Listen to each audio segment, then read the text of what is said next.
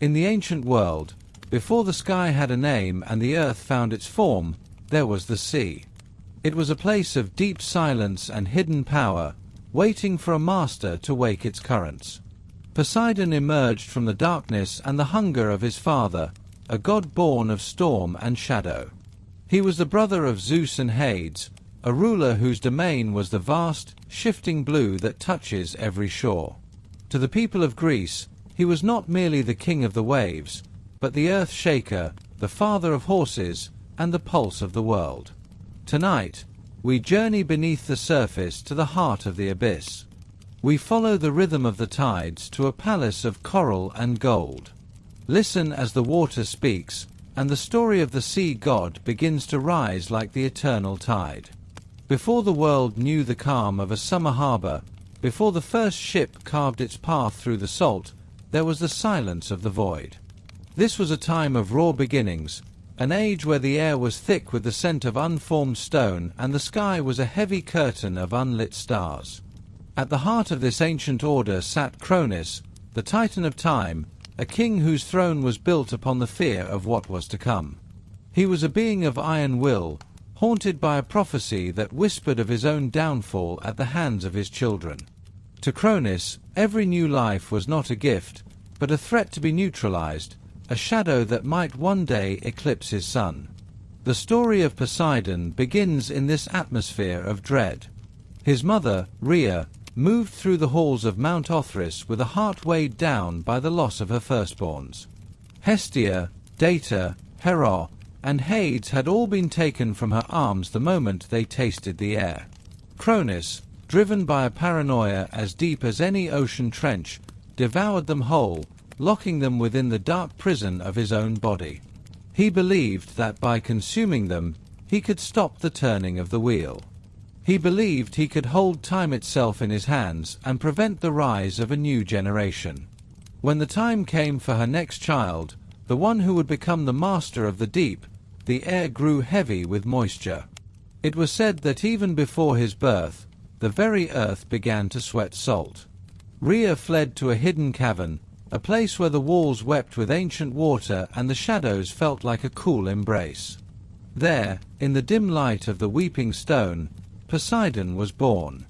He did not arrive with a cry, but with a sound like the first wave breaking upon an empty shore.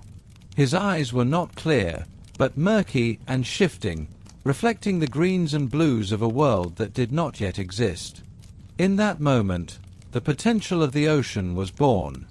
The cavern where Rhea hid was a place of whispers. The damp air carried the voices of the earth, the low groans of moving tectonic plates, and the trickling of mountain springs. It was here that Poseidon first learned the language of water. He heard it in the drip of stalactites, the steady, rhythmic beat that marked the passing of hours. To a god of the sea, water is more than a substance. It is a vessel for thought. It is the blood of the planet itself. Even as a newborn, Poseidon seemed to understand the weight of his destiny. He was the child of the storm, the one who would eventually shatter the stillness of the Titan world. In some tellings, Rhea used a clever ruse to save this son of the sea. She took a young foal and offered it to Cronus, claiming it was his newborn child. Cronus, blinded by his own hunger and fear, swallowed the creature without a second thought. In this version of the tale, Poseidon was spirited away to the island of Rhodes. There, he was raised by the Telchines, mysterious sea spirits who were masters of magic and metallurgy. They taught him the secrets of the currents and the art of the forge. They showed him how to listen to the heartbeat of the deep and how to move with the grace of a predator. But in the most ancient threads of the story, Poseidon was indeed consumed. He joined his siblings in the vast, hollow darkness of the Cronus belly. There, in the belly of time, the young god of the sea did not sleep. He dreamed. He felt the pulse of the father blood and imagined it as the flow of a great current. He heard the rhythm of a heartbeat and transformed it into the heave and sigh of the tide. For years, he was a god in waiting, a storm gathered in a place where no wind could blow. He and his siblings were together in that dark abyss, a family forged in the silence of their own father dread. Within that belly, Poseidon was the most restless of them all.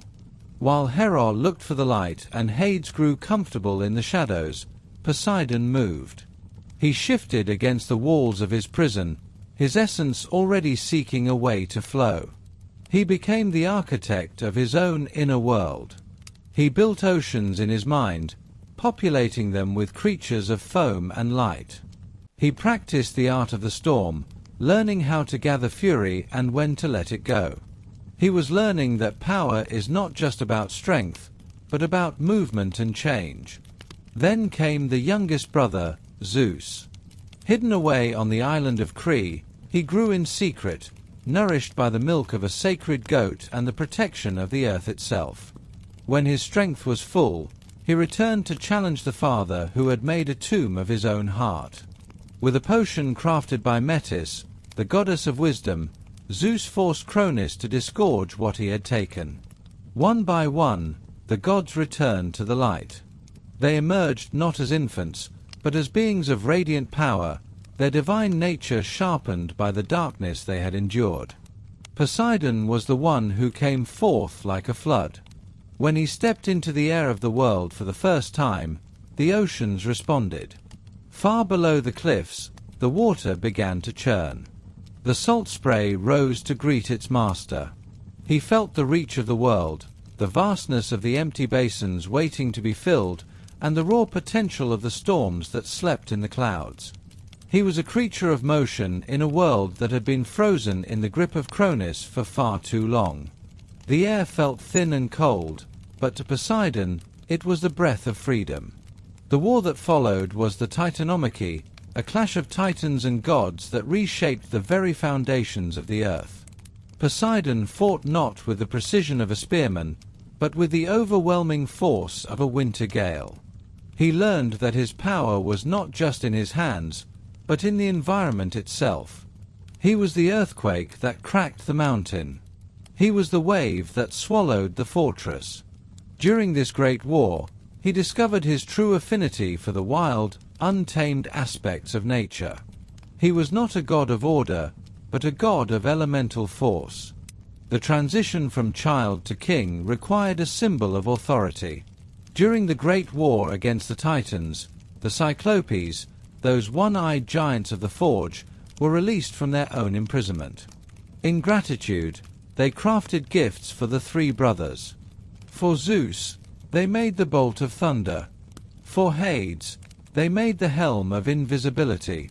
And for Poseidon, they took the white heat of a falling star and the cold iron of the deep earth. They hammered them together on an anvil made of basalt, quenching the metal in the coldest waters of the north. The result was the trident. 3 prongs to represent the past, the present, and the future. 3 prongs to command the 3 types of water, the clouds, the rivers, and the salt sea. When Poseidon first gripped the handle, a tremor ran through the planet. Every dolphin leaped. Every whale sang. The ocean finally had its heart. The trident was more than a weapon.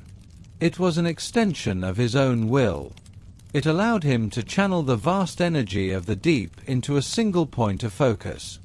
With it, he could calm the waters or stir them into a frenzy.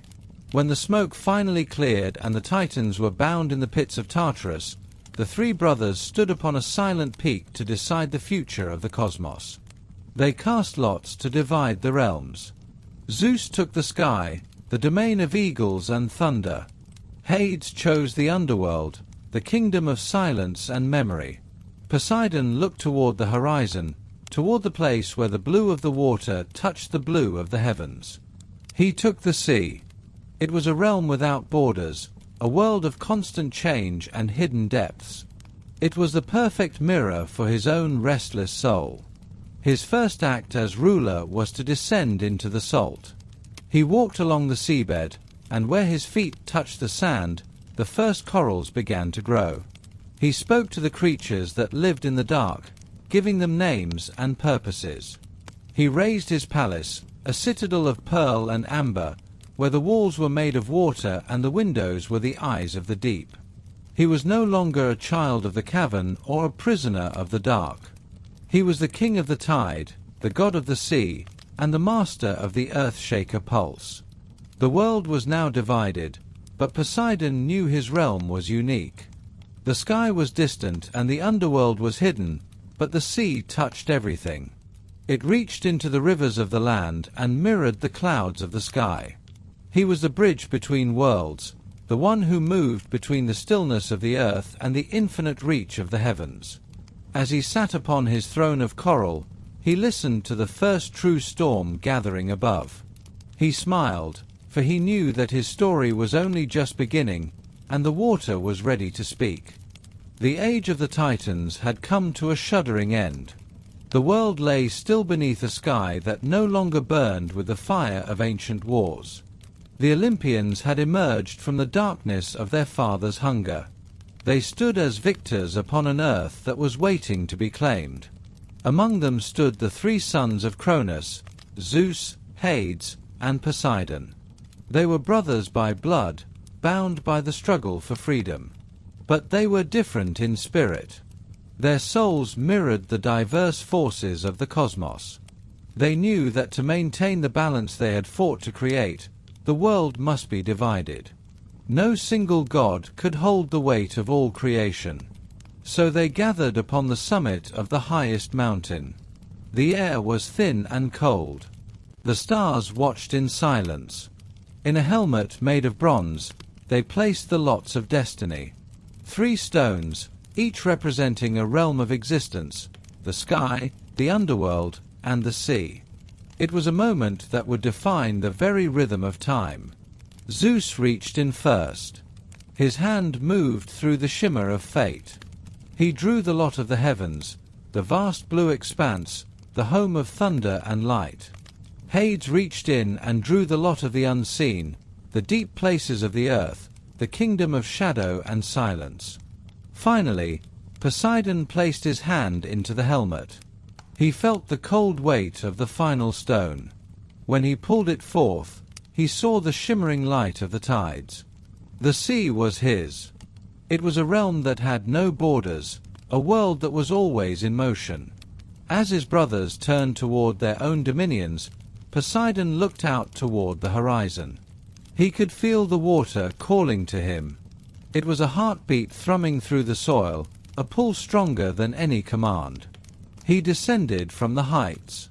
He left the thin air of the mountains behind. He walked toward the shore where the land gave way to the infinite blue. As he stepped into the surf, the world changed. The heavy heat of the sun faded. The sound of the wind was replaced by the rhythmic murmur of the tides. The water rose to meet him. It wrapped around his ankles like a promise. It was cool, constant, and alive. Poseidon understood then that he had not merely inherited a kingdom. He had found his true form. He was no longer just a child of the Titans. He was the master of the deep. But every king requires a symbol of his power, a way to focus the raw energy of his will, to shape the waves and still the storms. He sought out the Cyclopes, the master smiths who had once been imprisoned in the dark of Tartarus. He found them deep beneath the volcanic isle of Lipara.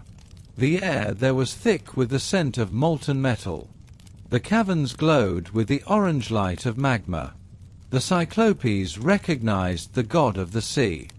They saw the hunger for creation in his eyes. For 9 days and 9 nights, they labored. They drew metal from the heart of the burning earth. They tempered it in the cold currents of the abyss. They hammered it upon an anvil of coral stone. They shaped a weapon that would hold the very pulse of the ocean, the trident. It was a staff of shimmering silver and blue. 3 prongs rose from its head, sharp as the teeth of a leviathan, vibrant with the energy of the tides. When the Cyclopes handed it to him, the ground beneath the forge trembled. Poseidon gripped the handle. He felt the metal hum against his skin. It was an extension of his own spirit. With the trident in his hand, he struck the rocky floor of the cavern. A fountain of clear water burst forth. It tasted of salt and ancient memory. He had found his voice. He left the fire of the forge and returned to the deep. He did not walk upon the surface. He sank into the heart of the water. He descended through the sunlit shallows where the fish moved like shards of rainbow light. He passed through the twilight of the middle depths where the sea grew heavy and blue. Finally, he reached the floor of the Aegean. It was a world of silence. But it was not empty.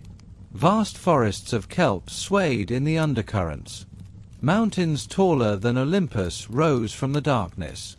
Creatures with eyes like stars watched him from the shadows. Poseidon raised his trident. He began to build.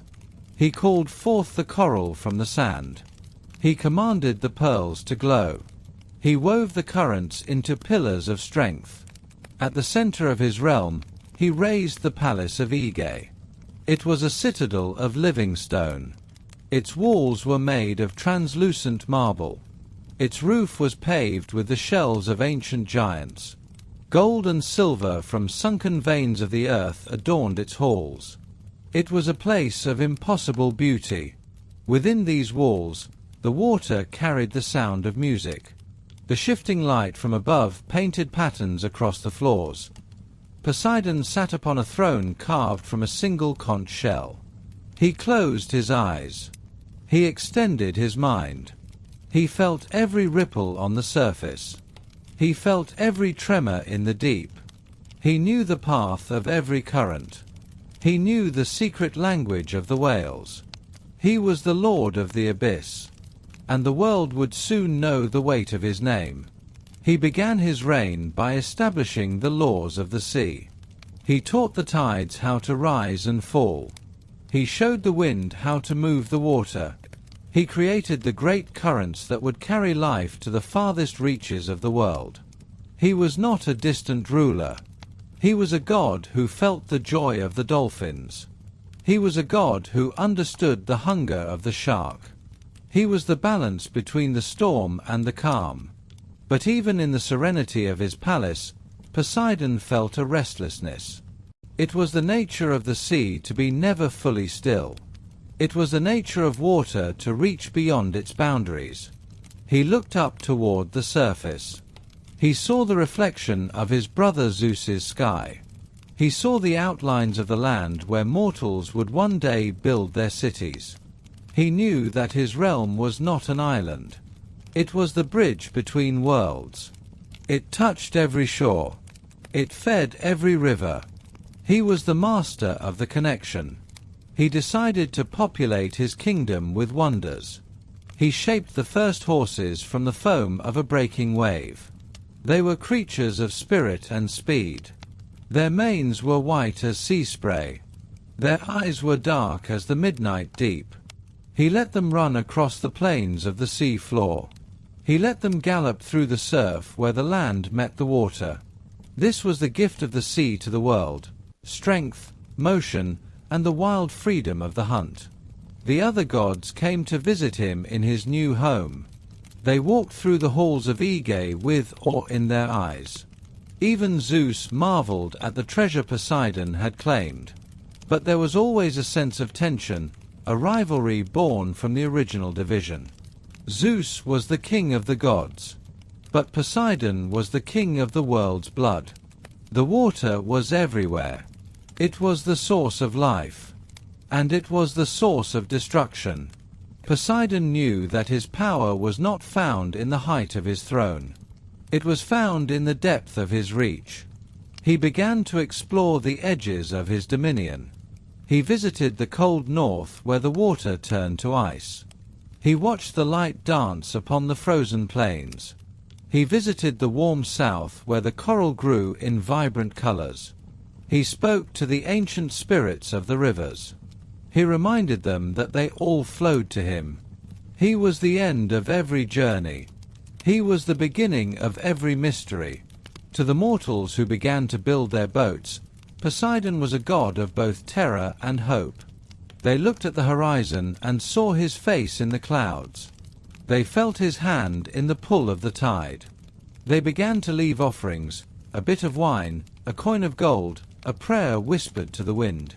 They called him the Earth Shaker, for they knew that when his trident struck the ground, the mountains would tremble.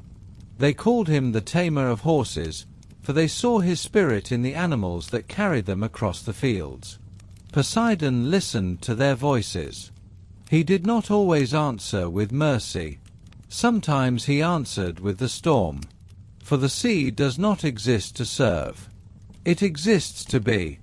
It is a power that demands respect. It is a force that knows its own strength. As the ages passed, the kingdom of the sea grew vast and complex. The trident was never far from Poseidon's hand. It was the axis upon which his world turned. It was the beacon that guided the lost. It was the hammer that crushed the proud. He sat in his palace, surrounded by the blue light of eternity. He was the god of the shifting tides. He was the master of the unpredictable waters. And he knew that the story of his dominion had only just begun to unfold across the centuries. He was ready for the challenges to come. He was ready for the rivalries and the loves. He was the child of the storm. And the sea was his soul. Every ripple in the water was a chapter in his lore. Every movement of the current was a thought in his mind. He learned to speak to the spirits of the oceans, the Nereids and the nymphs. They became his court. They filled the empty halls of Aegae with light and laughter. They tended to the creatures of the deep. They watched over the sailors who braved the surface. Poseidon taught them the secrets of the tides. He showed them how to weave the seaweed into garments of silver. He showed them how to find the pearls that held the glow of the moon. The sea was no longer a chaotic void. It was a structured kingdom, a world of order and beauty. From his throne, Poseidon could hear the heartbeat of the earth. He felt the grinding of the continents. He felt the pressure of the mountains as they reached into the water. He was the anchor of the world. He was the weight that held the land in place. He took pride in his labor. He found peace in the rhythm of the abyss, but he also knew that the mortals above would soon test his patience. They would build their cities. They would claim the shores. They would seek to master the waves. He watched them with a curious eye. He saw their fragility. He saw their ambition. He wondered if they would ever truly understand the nature of the gift he guarded. The water was life, but it was also a mirror. It reflected the truth of the soul. It reflected the pride and the fear. Poseidon raised his trident and signaled to the tides. A new age was rising, an age of heroes and empires, an age where the sea would be the final judge of all things. He settled into the silence of his palace. He closed his eyes and listened to the pulse of his realm. The division was complete. The trident was claimed, and the Lord of the Oceans was ready to face the eternity that lay ahead. While the high peaks of Olympus glittered with the cold light of the stars and the sun, Poseidon sought a different majesty. He did not wish to dwell forever in the thin air of the heavens where the eagle flies and the thunder echoes against bare stone. His heart beat in time with the heavy pull of the moon, the slow and ancient weight of the salt water. He looked beneath the white foam of the breaking waves and saw a world that was waiting for a king to give it form. In the deep waters near Aegae, off the rugged coast of Euboea, he chose the site for his eternal throne. It was a place where the currents of the world met in a quiet and secret dance. Far below the reach of the most violent winter gales, here the light did not fall directly from the sky but filtered down through countless leagues of blue, turning into a soft and luminous green that felt like the breath of a dream. Poseidon raised his trident and struck the floor of the ocean, and the earth opened, not to swallow but to create. From the very bones of the world he summoned foundations of shimmering white coral, labyrinthine and strong, grown into the shapes of towers that reached toward the dim light above. He did not build with the heavy stones of men, but with the treasures of the abyss. Walls were crafted from translucent mother of pearl, changing colors with every ripple of the passing tide. The floors were paved with sapphires the color of the deepest midnight, and with golden sands that never shifted under the weight of a footfall. The ceilings were domed and encrusted with diamonds large as a man's fist, which caught the faint bioluminescence of the creatures of the deep, casting a steady and comforting glow through the endless halls. There were no doors in the palace of Ige, for the water moved freely through every room, bringing with it the scent of salt and the songs of the migrating whales. In the center of this citadel of light, Poseidon placed his throne. It was carved from a single giant conch shell, rimmed with gold and softened by the finest sea moss.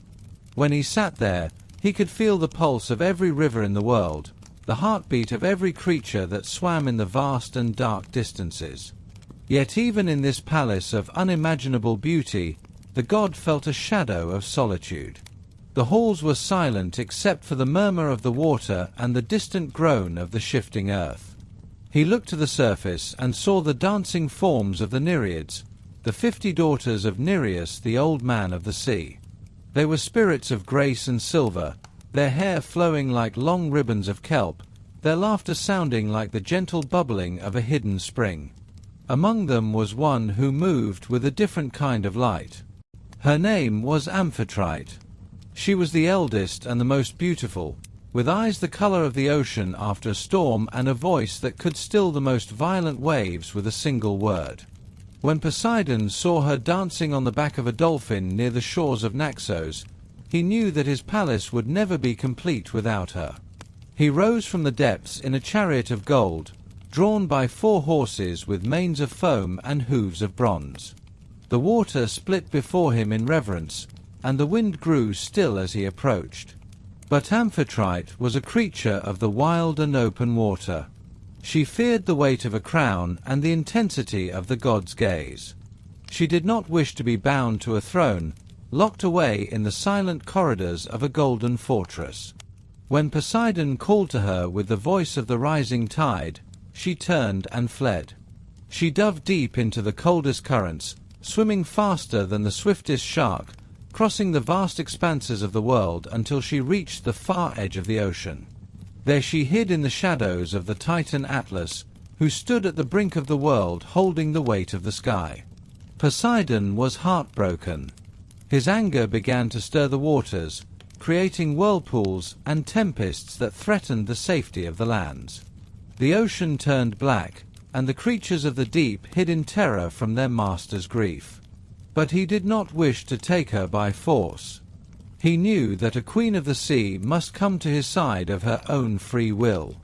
He sent out messengers to every corner of the watery world, sea serpents and whales, swift gulls and the ancient turtles of the deep trenches. But none could find where she had hidden. At last a dolphin named Delphinus approached the grieving god. He was the wisest of his kind, a creature of playfulness and deep intuition. "Let me go to her," Delphinus said in a voice that rippled like the surface of a calm lagoon. "I will speak to her not of your power, but of the beauty of your heart and the stillness of the palace you have built for her." Poseidon agreed, and the dolphin sped away, crossing the Atlantic in a single day until he found Amphitrite weeping in the cold shadow of the world's end. Delphinus did not approach her with commands or threats. He swam in gentle circles around her, speaking of the palace at Ige. He told her of the gardens of red coral where the anemones bloomed like flowers and the fish were like living jewels. He told her that Poseidon did not wish to cage her but to share the infinite horizon with her. He spoke of a love that was as steady as the deep currents and as vast as the unexplored abyss.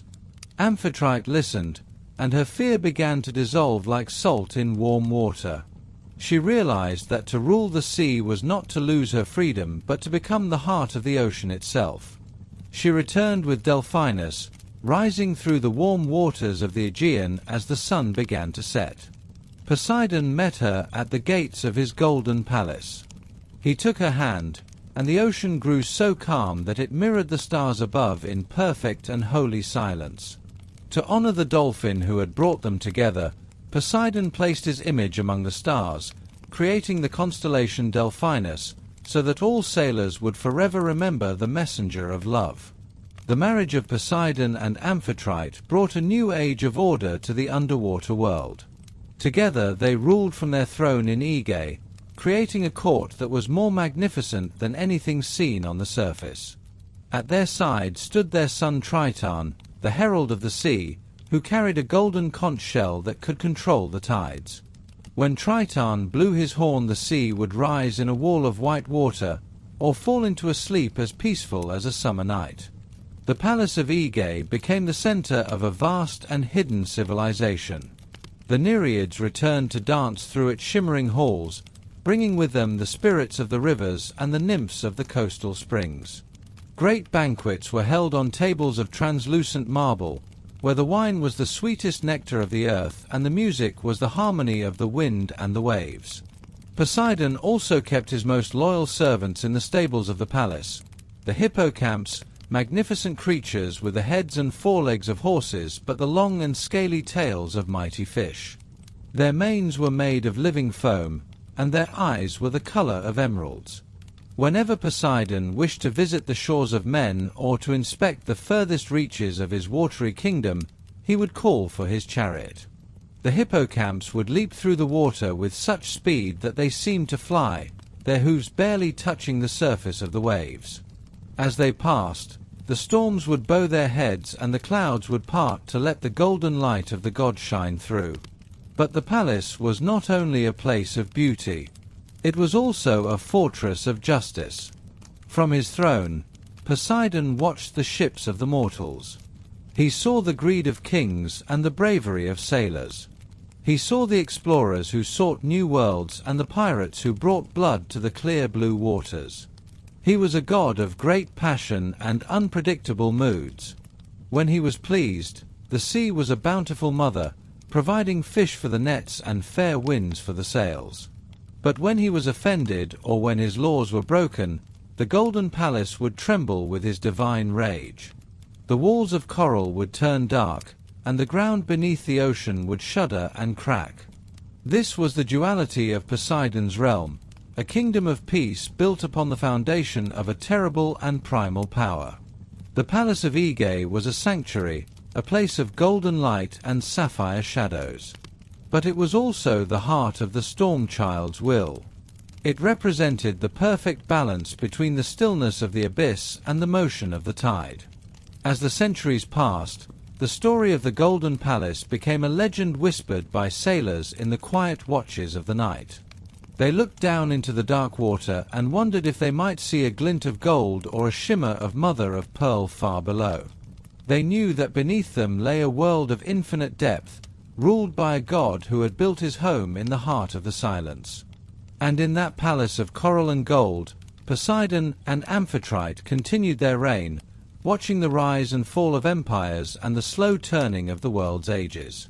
The ocean was their mirror, the tides were their breath, and the palace of Aegae was the shining proof that even in the darkest depths of the world there is beauty, there is order, and there is a power that can never be moved. The god of the sea had found his center, a foundation of coral that would stand until the last wave broke against the last shore and the sun itself returned to the water. The court of the deep remained a place of rest for the weary spirits of the water, a sanctuary where the chaos of the world could never reach and where the master of the trident ruled with the wisdom of the eternal sea. As the currents carried the secrets of the palace to the world above, the mortals could only listen to the murmur of the waves and dream of the golden towers that waited in the blue, under the watchful eyes of the Lord and Lady of the boundless deep. In the ancient lands of Greece, where the sun warms the marble and the sea winds whisper through the pines, there was a city that dreamed of greatness. It was built upon a rugged hill of stone, rising high above the shimmering waters of the Aegean. At that time, the city was known as Cecropia, named for its first king, Cecrops, a being of strange and ancient origin. He was said to have the body of a man but the tail of a serpent, a child of the earth himself. He ruled with wisdom and justice, looking out from his rocky citadel at a land that was beautiful but untamed. The gods of Olympus looked down upon this rising city with great interest. They saw its potential to become a beacon of culture, a center of trade, and a seat of power that would influence the world for generations to come. Among the immortals, two felt a particular longing to claim this place as their own. One was Athena, the goddess of wisdom and war, whose mind was as sharp as her spear. The other was Poseidon, the mighty ruler of the seas and the shaker of the earth. To have a city named in one's honor was a mark of supreme influence, a way for a god spirit to be woven into the daily lives of mortals. And so, the contest was set.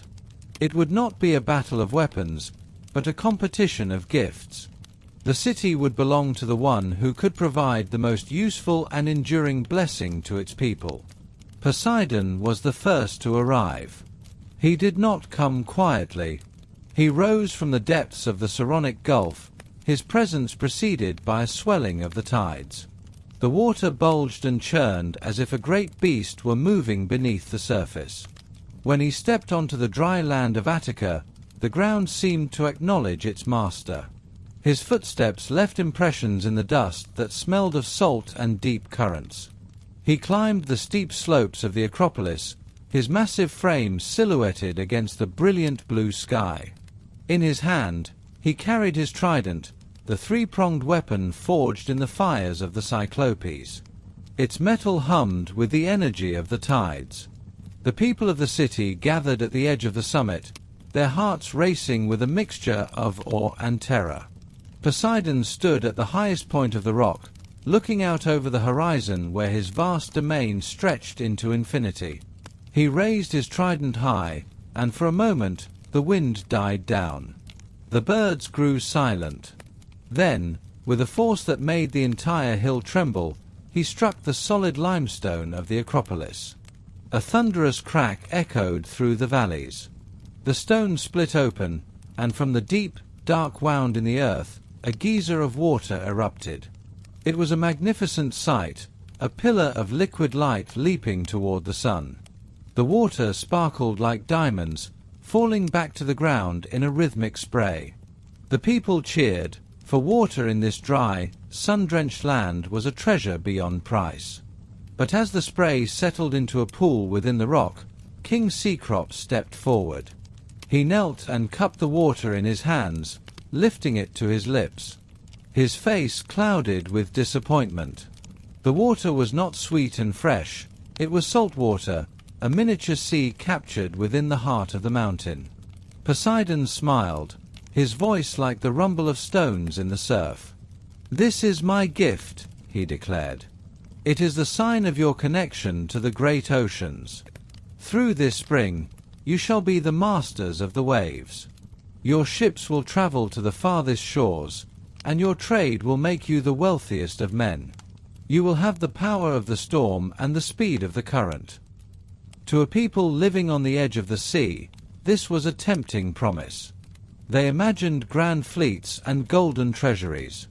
But then, the air grew calm and filled with a gentle light. Athena descended from the heavens, her armor gleaming with a soft, silver radiance. She did not strike the earth with fury. Instead, she moved with a quiet and deliberate grace. She looked at the barren soil near Poseidon's salt spring and knelt down. From her robes, she produced a single seed. She pressed it into the earth and spoke a few words in a language so old that the stones themselves seemed to remember it. Slowly, the ground began to stir. A small shoot emerged, green and tender. It grew with miraculous speed, its trunk twisting and turning into a sturdy, weathered shape. Leaves unfurled, shimmering with a dusty silver hue on their undersides. Within moments, a mature olive tree stood on the summit, its branches heavy with dark, ripening fruit. Athena stood and looked at the people. "My gift is the tree of peace," she said. "Its fruit will feed you. Its oil will light your lamps and heal your wounds. Its wood will build your homes and warm your hearths. It is a gift that requires care and patience, but it will sustain you for 1,000 years. It is the blessing of the land, the foundation of a stable and prosperous life. The citizens of Cecropia looked from the salt spring to the olive tree. They saw the raw, untamed power of the sea and the quiet, enduring bounty of the earth. Poseidon stood tall, his eyes like a dark storm, waiting for their choice. Athena stood serene, her grey eyes full of wisdom and ancient depth. King Cecrops turned to his people, and according to some tellers, he asked the men and women to vote. The men were drawn to the glory and the riches of the sea promised by Poseidon. They saw themselves as conquerors of the horizon. But the women looked at the olive tree. They saw the oil that would soothe the child's skin and the food that would keep the winter hunger away. They saw the permanence of a home rooted in the soil. When the count was made, the women outvoted the men. Another version of the story says that Cecrops himself judged the olive tree to be the superior gift because it provided sustenance and peace rather than the unpredictability of war and maritime risk. Regardless of how the decision was reached, the verdict was clear. Athena was the winner. The city was renamed Athens in her honor, and she became its eternal protector. But Poseidon was not a god who took defeat lightly. His pride was as vast as the oceans he ruled. When the judgment was announced, his wrath was immediate and terrible. He did not shout, but the ground began to heave beneath the feet of the Athenians. He turned away from the Acropolis and marched toward the plains of Phrygia. With every step, the earth groaned. He raised his trident and summoned the waters from the coast. A massive wall of brine swept over the fertile lands, drowning the crops and burying the soil under a layer of salt. He meant to show them what it truly meant to be at the mercy of the sea. The sky turned black with thunderheads, and the people fled to the high ground, watching in despair as the land they loved was ravaged by the Lord of the Tides. Athena, seeing the suffering of her new city, went to Zeus and pleaded for his intervention. Zeus, the great arbiter, called Poseidon to Olympus. He reminded his brother of the balance that must exist between the gods. The contest was fair, and the choice belonged to the mortals. Poseidon's fury was slow to cool, like a storm that lingers long after the rain has stopped. Eventually, his anger ebbed, and he withdrew the floods.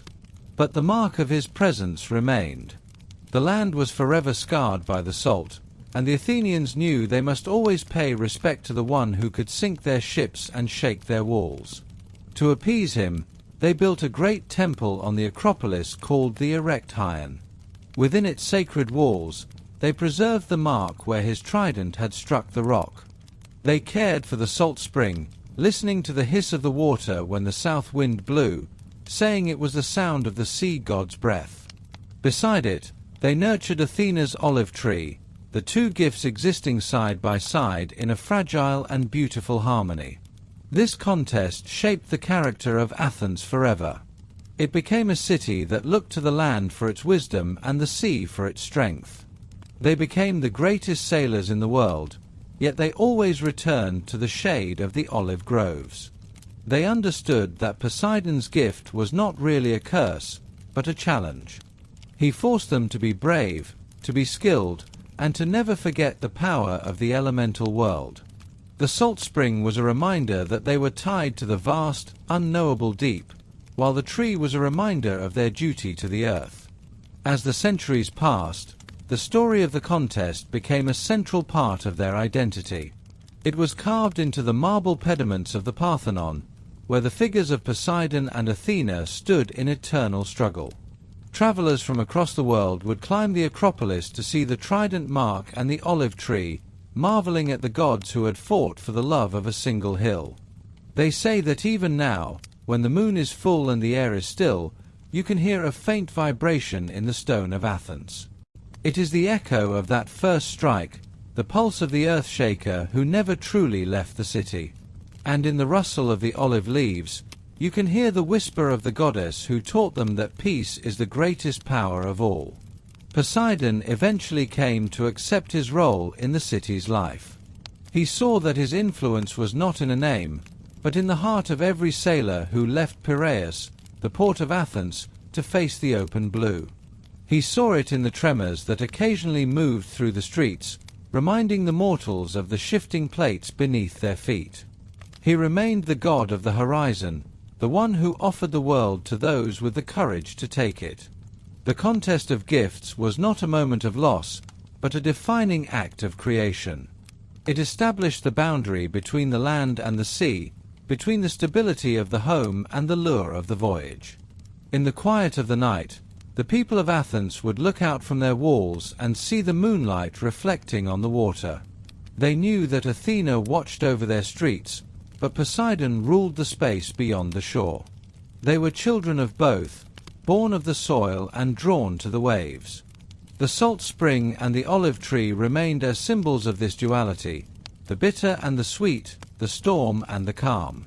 It was a balance that Poseidon himself embodied, the god who could destroy with a frown and bless with a wave. In this way, he remained a part of Athens, woven into its myths and its stones, as much a part of the city as the very sea that embraced its shores. The city prospered, its philosophers debating in the shade of the groves and its triremes ruling the waters of the Mediterranean. The spirit of the earth-shaker moved in their ambition, and the wisdom of the goddess lived in their laws. The contest had ended, but the story of their shared influence was only just beginning. It was a story told in every ship that returned safely to harbor and in every harvest of golden oil. The Lord of the Deep and the Lady of the Light had given the city its soul, and in doing so, they had ensured that the name of Athens would never be forgotten, even as the ages of the gods began to fade into the long memory of the world. Poseidon was a god of many faces, but none was more grounded than his role as the master of the horse. To the ancient people of Greece, he was not only the lord of the salt spray and the hidden trenches, but also the one who stood upon the solid earth and commanded its most noble creatures. He was Poseidon Hippios, the god of horses, a title that linked the restless motion of the sea to the powerful gallop of the stallion. It was said that the first horse did not come from the forest or the hills, but from the very hand of the god himself, a gift of bone and spirit struck from the living rock. In the early days of the world, when the land was still being shaped by divine will, Poseidon journeyed to the plains of Thessaly. The air there was thick with the scent of wild grass and ancient stone. The mountains stood tall, their peaks touching the clouds, while the vast plains stretched out like a green ocean of wind and shadow. Poseidon stood in the center of this wilderness, his trident heavy in his hand, his eyes reflecting the deep blue of a distant horizon. He desired to give the world a creature that embodied both the strength of the earth and the speed of the wind. He desired a being that could bridge the gap between the gods and the mortals, a creature of grace and power. He struck the ground with his three-pronged spear. The earth did not merely tremble. It cracked open with a sound like a breaking wave. From that deep fissure, a creature emerged, not of water or mist, but of solid muscle and flowing manner. This was Skyphios, the first stallion. His coat was the color of a storm cloud over a darkening sea. His eyes were bright as the stars reflecting off the surface of a deep well. His breath was the wind itself, hot and full of life. He stood before his creator, his hooves striking the soil with the rhythm of the tide. Skyphios was wild, a being of pure energy that knew no master and no boundary. He ran across the plains, his gallop a thunder that echoed in the valleys and shook the very foundations of the hills. This was the moment the horse entered the world of men, a creature that would forever change the destiny of civilizations. But Poseidon was not content to merely create. He was a god of order as much as he was a god of chaos. He saw the mortals watching from the shadows, their eyes full of wonder and fear. They saw the horse, and they saw a power they could not hope to control. Poseidon, the tamer of the Earthshaker, showed them the way. He was the first to ever back a horse, the first to feel the powerful muscles shift beneath him, the first to guide a beast with nothing but will and touch. He taught the mortals how to build the chariot, the wooden vessel that would sail across the land as his ships sailed across the sea. He gave them the knowledge of the bridle and the bit, the tools that could turn a wild spirit into a companion. To the people of Greece, a horse was not just an animal. It was a reflection of the sea itself. When the wind blows hard and the waves begin to swell, they break into white crests. The Greeks called these white horses. To them, the ocean was a vast herd, thousands upon thousands of stallions charging toward the shore, their manes flowing in the wind, their power unstoppable. This was the connection that Poseidon held in his hands. He was the bridge between the land and the water. He was the one who understood that speed and strength are the same, whether they move through the salt spray or the dusty plains.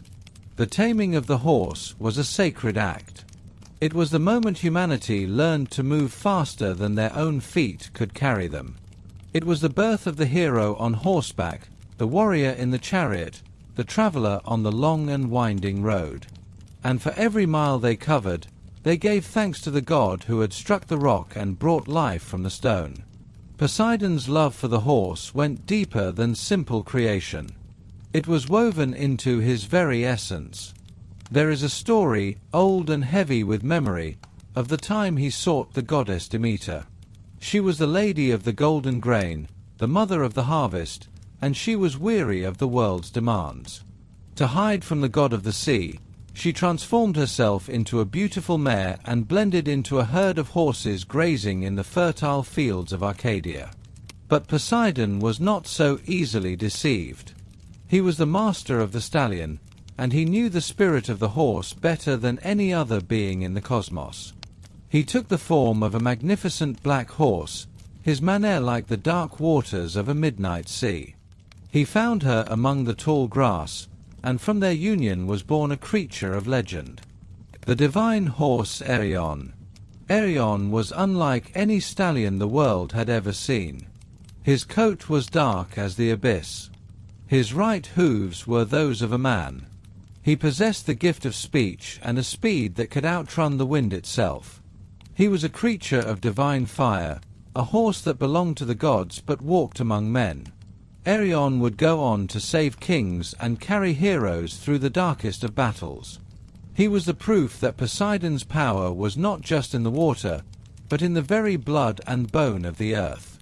The cult of Poseidon Hippios grew with every century.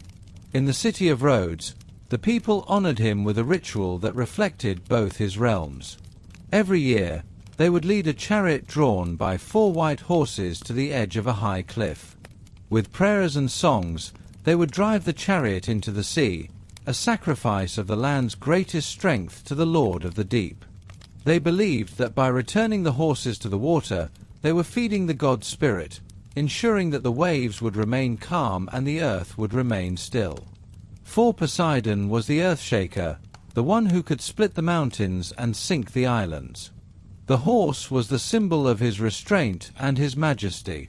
As long as the horses ran, the world was in balance. To the sailors, the horse was a comfort. They believed that the same god who controlled the terrifying whirlpools also loved the gentle nuzzle of a foal. They saw the duality of his heart. He was the one who could destroy a fleet with a single wave, but he was also the one who watched over the quiet stables. He was the protector of the racer and the driver. In the great games of the ancient world, the chariot races were the most dangerous and the most prestigious. The drivers would pour libations of wine to Poseidon before the start, begging for his steady hand and his favor.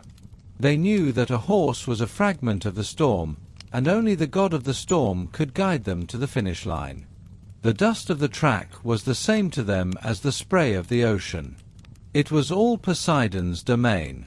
The taming of the stallion was the taming of the self. It was a lesson in harmony between the mortal and the divine. To ride a horse is to enter into a contract with a power greater than your own. It requires a quiet mind and a firm hand. This was the gift Poseidon gave to humanity. He did not just give them a beast of burden. He gave them a mirror of his own divinity. He showed them that power can be channeled, that the wildness of the cosmos can be guided by wisdom and courage. This is why the horse remained sacred to him throughout the ages. Even when his temples fell and his name became a whisper in the wind, the connection endured in the fields and the stables. When we see a horse running free, hair flying in the breeze, eyes fixed on the distant horizon, we are seeing the spirit of Skypheos. We are seeing the mark of the trident upon the world. We are seeing the Earthshaker in his most graceful and rhythmic form. The stallions of the land and the stallions of the sea are one and the same in the eyes of the god. They are the pulse of movement. They are the heartbeat of the earth. And as the sun sets over the plains of Thessaly and the waves continue to crash against the cliffs of Greece, the master of the horse still watches. He is there in the sound of the hooves upon the dirt. He is there in the foam of the surf as it reaches for the shore. He is the one who took the raw power of the universe and gave it a form we could hold, a spirit we could love, and a strength we could follow into the unknown. The first stallion was just the beginning of a new way of living.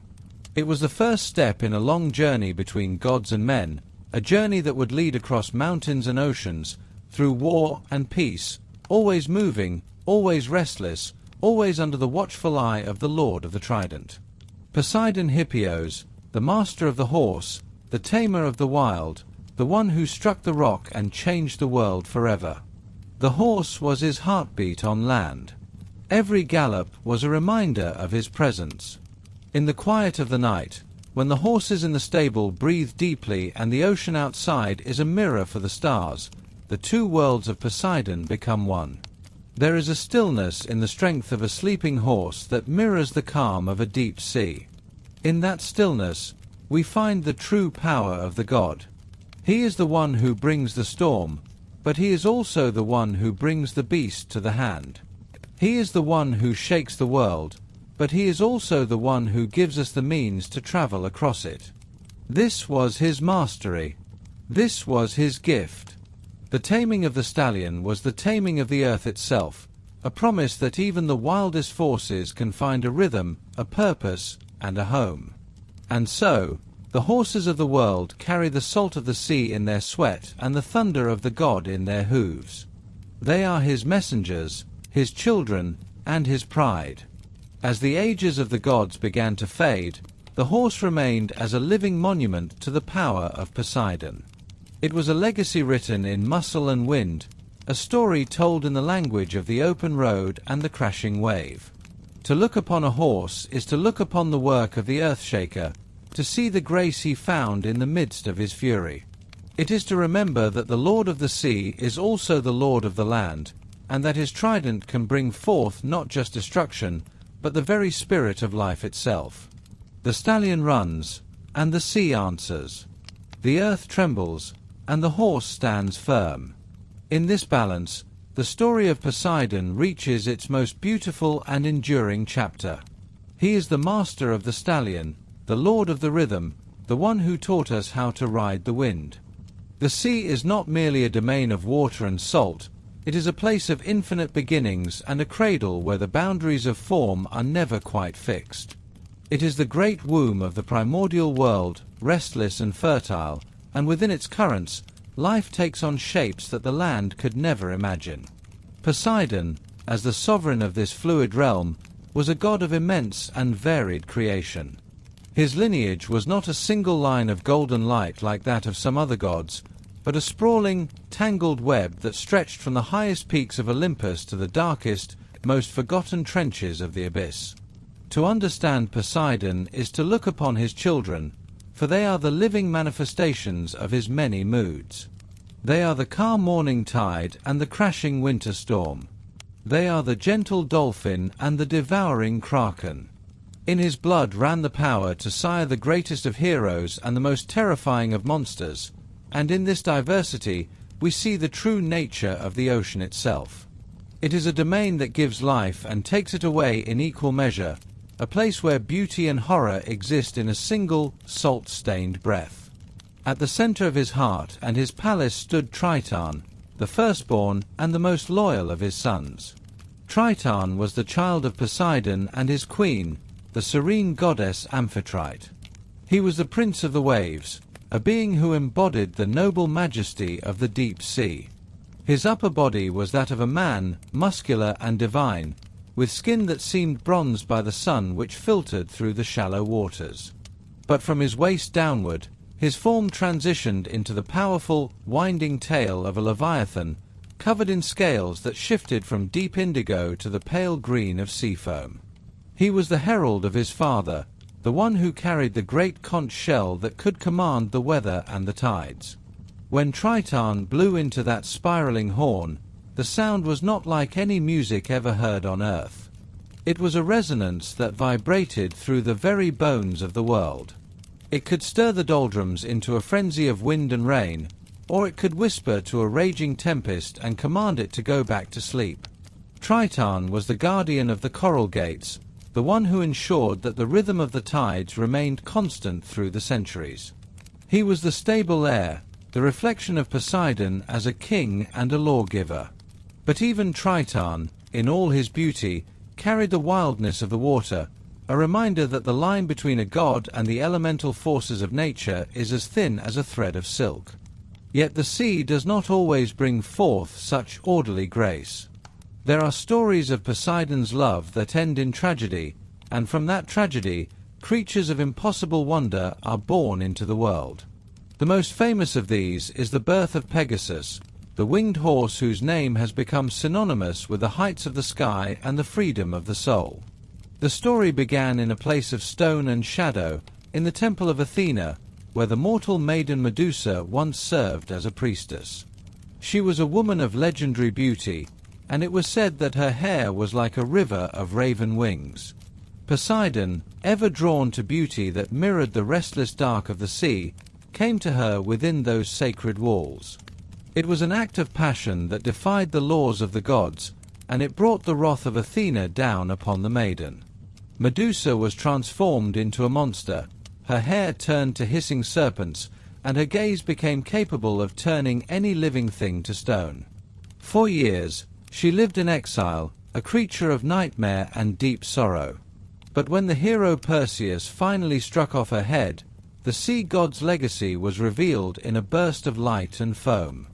From the blood of the fallen Medusa sprang Pegasus, the white stallion with wings as vast as the sails of a great ship. He was a creature of foam and wind, a being of pure grace who could leap from the crest of a wave into the very heart of the clouds. Beside him came Chryse, the warrior of the golden sword, a man of immense strength and hidden purpose.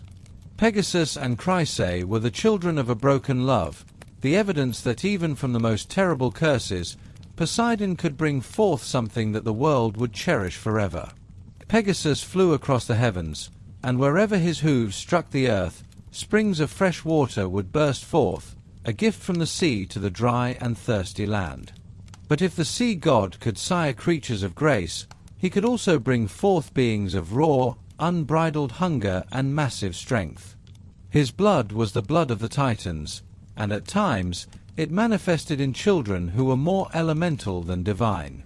Such was the case with Polyphemus, the great Cyclops who dwelt upon the rugged island of Sicily. Polyphemus was a giant of immense proportions, with a single orb-like eye set in the center of his forehead. He was a son of Poseidon and the sea nymph Thoosa, and he lived as a simple shepherd, tending to flocks of sheep that were as large as small hills. To the mortals who encountered him, he was a monster and a man-eater who knew nothing of the laws of hospitality or mercy. But to Poseidon, he was a beloved child, a being who lived in harmony with the rugged earth and the crashing surf of his island home. When the clever Odysseus blinded the giant to escape his cave, the roar of Polyphemus reached all the way to the floor of the ocean. Poseidon heard the cry of his son, and his heart was filled with the fury of a father. He did not care for the cleverness of the Greeks or the justice of their cause. He saw only that his child had been wounded and mocked, and for 10 long years he turned the sea into a prison for Odysseus. He sent storms that shredded sails and currents that dragged ships into the unknown. He ensured that every wave was a reminder of the giant's pain. In Polyphemus, we see the protective and territorial nature of Poseidon, the god who will scour the earth to avenge those he calls his own blood. The sea god's lineage continued to branch out into the world of men, creating kings and the founders of great nations. He was the father of Neleus and Peleus, born to the mortal Tyro. He was the ancestor of entire dynasties that claimed the right to rule by the strength of the tides. But perhaps his most significant human son was Theseus, the legendary king of Athens. The birth of Theseus was a matter of divine complexity, for he was said to have two fathers. On the night of his conception, the mortal king Aegeus lay with the princess Aethra, but Poseidon too came to her, emerging from the waves in a shroud of mist and salt. Thus, Theseus was born with the wisdom of a man and the unstoppable power of a god. He was the one who traveled to Crete to face the Minotaur, a creature that was itself a product of Poseidon's influence. For the Minotaur was the son of a queen and a great white bull, a beast that Poseidon had sent from the sea to test the piety of King Minos.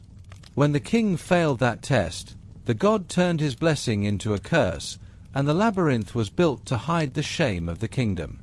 Theseus, carrying the strength of his divine father, navigated that darkness and slew the beast, bringing an end to the cycle of blood and sacrifice.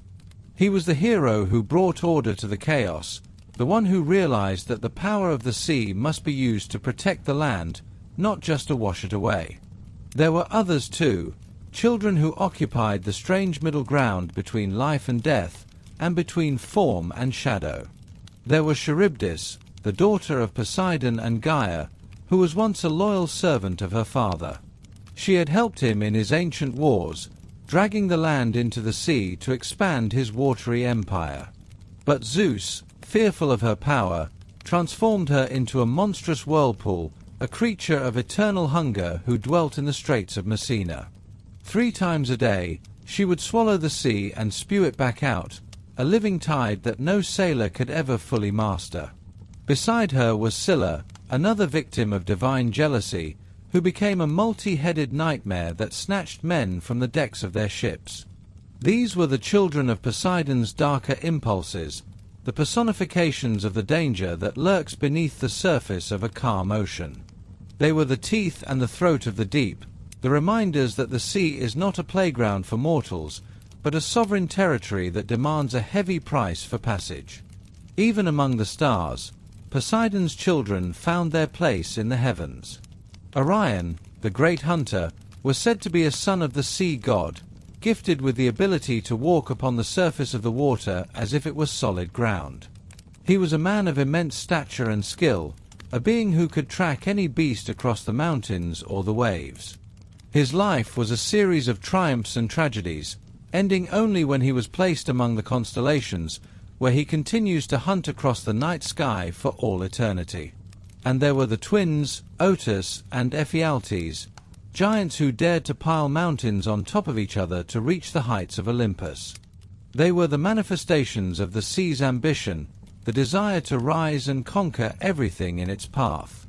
Though they were eventually stopped by the other gods, their story remains a testament to the raw, untamed energy that Poseidon breathed into his offspring. The diverse lineage of the sea god is a reflection of the ocean's infinite variety. It is a family tree that includes the most beautiful of horses and the most hideous of monsters. It includes the wisest of kings and the most savage of giants. To look at these children is to realize that Poseidon does not judge his creations by the standards of men. He sees the value in the storm as much as the sunlight. He loves the monster in the cave as much as the hero in the palace. For in the end, they are all children of the tide. They are all made of the same salt and the same restless spirit. They are the waves that rise from the deep, and eventually they all return to him. The sea is a place where nothing is ever truly lost, only transformed, and in the children of Poseidon we see the eternal cycle of life, death, and rebirth that defines the world of water. They are the diverse and enduring legacy of a god who is as deep and unknowable as the ocean he rules, a master of 1,000 forms, and a father to the very soul of the sea. This lineage reminds us that the sea is not always a friend to man, but it is always a mother to life. Whether through the hero who saves a city or the whirlpool that sinks a fleet, Poseidon's children ensure that the world never forgets the power of the deep.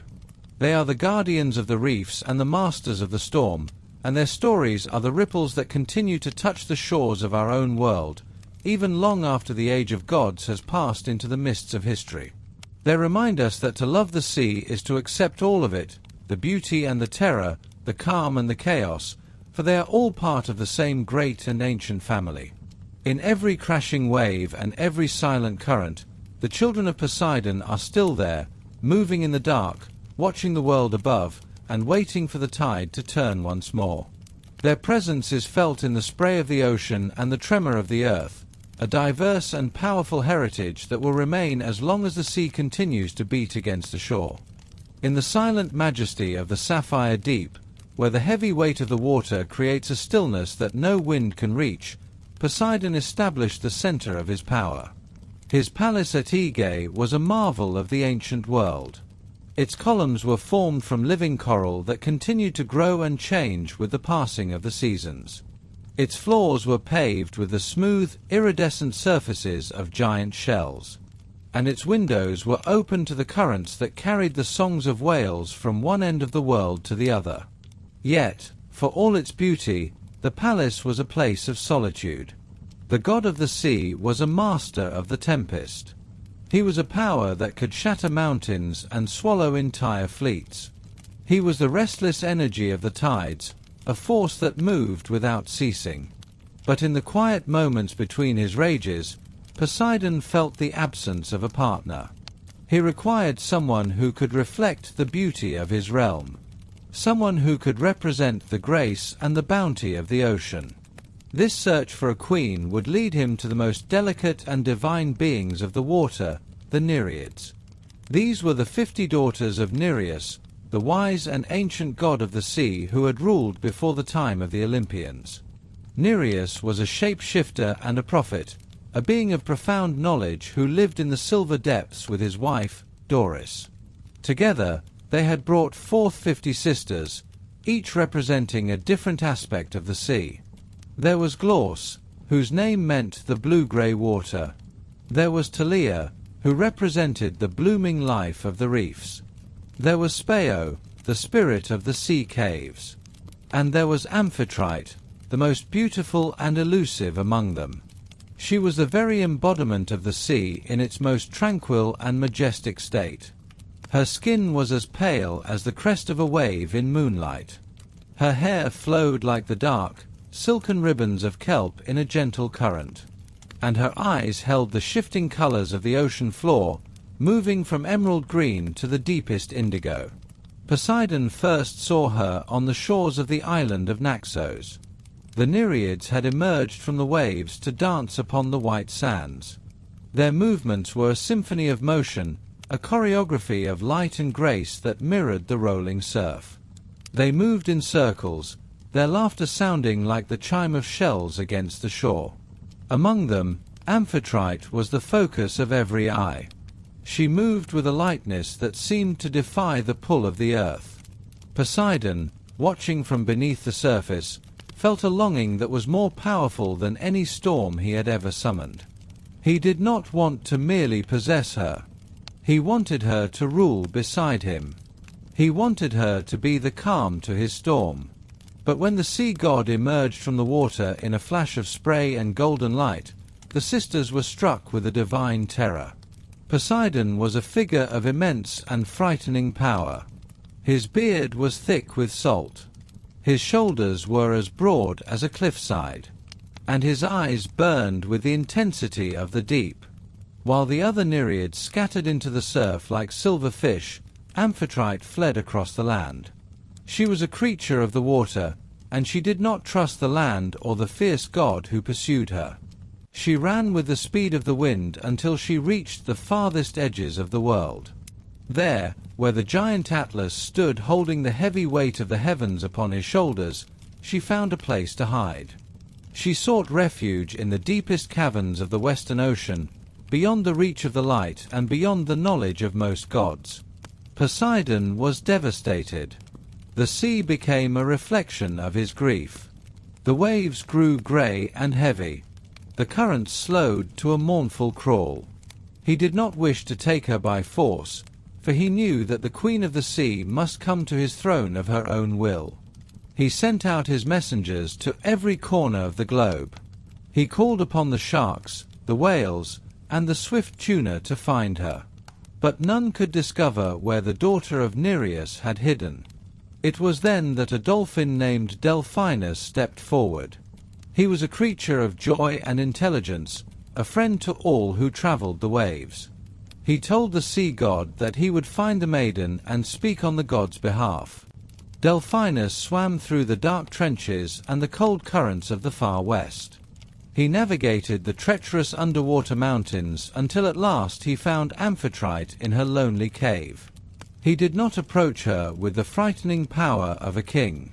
Instead, he spoke to her with the gentleness of the surf. He told her of the palace at Aegae. He described the gardens of anemones that glowed like stars.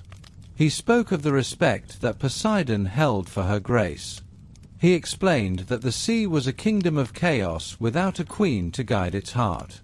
He told her that together they could bring balance to the world. Amphitrite listened to the words of the dolphin. She looked at the silver beauty of his form and felt the sincerity of his message. He realized that her destiny was not to hide in the shadows, but to rule the light of the sapphire deep. She agreed to return with Delphinus to the palace of the sea god. When she arrived, Poseidon greeted her with a tenderness that surprised the world. He placed a crown of pearls upon her head and carved a throne of mother-of-pearl beside his own. In gratitude to the dolphin who had brought them together, Poseidon placed the image of Delphinus among the stars. To this day, the constellation of the dolphin shines in the night sky as a reminder of the power of gentle persuasion. The union of Poseidon and Amphitrite transformed the court of the deep. Where there had been only the raw power of the god, there was now a refined and rhythmic beauty. Amphitrite became the mistress of the sea. She was the one who calmed the waves when they grew too high. She was the one who whispered to the creatures of the deep, ensuring they lived in harmony. She was often seen riding through the waves in a chariot made of a single, giant scallop shell. The chariot was pulled by hippocamps, creatures with the heads and forequarters of horses and the long, shimmering tails of fish. Beside her rode the Nereids, her 50 sisters who had returned to serve the new queen. The Nereids were more than just attendants. They were the spirits of the ocean's many moods. Each had a role to play in the court of Poseidon. There was Thetis, who would one day become the mother of the great hero Achilles. She was known for her silver feet and her ability to change her shape like the shifting tides. There was Galatea, whose skin was as white as milk, and who was loved by the shepherd Assis. There was Panoply, who helped sailors navigate the dangerous reefs during the black of night.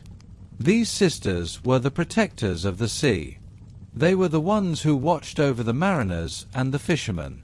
When a storm grew too fierce, it was the Nereids who would rise from the foam to guide the ships toward safety. They were the intermediaries between the divine will of Poseidon and the fragile lives of mortals. In the court of the deep, life moved to a different clock. It was measured by the pull of the moon and the slow migration of the great whales. The palace was filled with the sounds of the ocean, the low, resonant vibration of the currents, the rhythmic clicking of the dolphins, the soft rustle of the seaweed forests that grew in the royal gardens. Poseidon and Amphitrite ruled together in a balance of strength and grace. From their union came children who further defined the nature of the sea. Their son, Triton, became the herald of the deep. He carried a conch shell that he used to announce the arrival of the king and queen. When he blew into the shell, the sound was so powerful that it could calm the most violent tempest or strike fear into the hearts of the giants. Triton was the guardian of his parents' legacy, a prince who bridged the gap between the gods and the creatures of the water. The court was also home to the Oceanids, the 3,000 daughters of the Titans Oceanus and Tessis. They were the spirits of the rivers, the springs, and the clouds. They brought the fresh water of the earth to meet the salt of the sea, creating the estuaries where life began. Along with the Nereids, they formed a vast and diverse assembly of divine beauty. They spent their days weaving garments of silk made from sea foam and decorating the halls of the palace with the rarest jewels of the abyss. But the court of Poseidon was not only a place of beauty. It was a place of law and order. From his throne, Poseidon mediated the disputes of the sea. He settled the boundaries between the different oceans. He ensured that the currents flowed in their proper paths. He was the judge of the deep, and his word was as final as the crash of a wave. Beside him, Amphitrite was the voice of mercy and intuition. She understood the needs of the living things that called the ocean home. She was the protector of the dolphins and the seals. She was the one who ensured that the coral reefs remained vibrant and full of life. This harmony between the king and queen was the foundation of the sea's power. It was a partnership that reflected the duality of the ocean itself. The sea is both a giver of life and a bringer of destruction. It is a place of infinite peace and a place of terrifying storms. By bringing Amphitrite into his court, Poseidon had accepted the need for balance. He was no longer just a storm child born of fear. He was a husband and a father, a ruler who understood that true power is found in the ability to protect as well as to destroy. As the ages passed, the stories of the court of the deep became the favorite tales of the sailors. They spoke of the silver-footed Nereids who danced on the waves during the summer solstice. They told of the beauty of Amphitrite, who could be seen at twilight, her hair blending with the dark water. They whispered prayers to Triton, asking him to blow his conch shell and clear the path of their ships. The court was a beacon of hope in a world that was often dark and unpredictable. It was a reminder that even in the farthest, deepest reaches of the world, there is a sense of order and a spirit of grace. This diverse and powerful heritage remained the heart of the ocean's identity. It was a world within a world, a secret kingdom that belonged to the currents and the tides. And as long as the sea continued to beat against the shore, the court of Poseidon and Amphitrite would remain, a shimmering vision of peace beneath the waves. The 50 sisters would continue their dance. The dolphin would continue his journey through the stars. And the king and queen of the deep would remain on their thrones, watching over the sapphire infinite, ensuring that the heart of the ocean never ceased to beat. The smoke of Troy drifted into the indifferent sky, a grey ghost of a civilization that had once gleamed like bronze. The war was over. The walls were broken, and the kings of Greece prepared their ships for the long journey home. Among them was Odysseus, the king of Ithaca, a man whose mind was a labyrinth of schemes and clever words. He looked upon the horizon with a heart full of pride, eager to return to his wife and his rocky island. But the sea is not a road made for the convenience of men. It is the domain of Poseidon, and the god of the deep was watching. Odysseus and his 12 ships set sail, their hulls heavy with plunder. They moved across the wine-dark waters, trusting in their oars and their luck. But luck is a fickle wind. The ships were blown off course, drifting toward the land of the Lotus Eaters and then further into the unknown. At last, they reached a lush and rugged island where the goats roamed free. Deep within the heart of this island lay a cavern where a giant lived, a creature with one eye and a heart as hard as stone. This was Polyphemus, the son of Poseidon and the sea nymph Thoosa. He was a shepherd of monsters, a brute who knew nothing of the laws of hospitality. Odysseus and his men entered the cave, seeking food and friendship, but they found only terror. The giant trapped them behind a boulder too heavy for any mortal to move. One by one, he devoured the companions of the king. In the darkness of that cave, Odysseus realized that strength would not save them. Only the sharp edge of a clever mind could find a way out. He offered the giant wine, the sweet and potent gift of Dionysus, until Polyphemus fell into a deep and heavy sleep. With a sharpened stake, tempered in the fire, Odysseus and his remaining men struck the giant in his single eye. The cave echoed with a roar that reached the very foundations of the earth.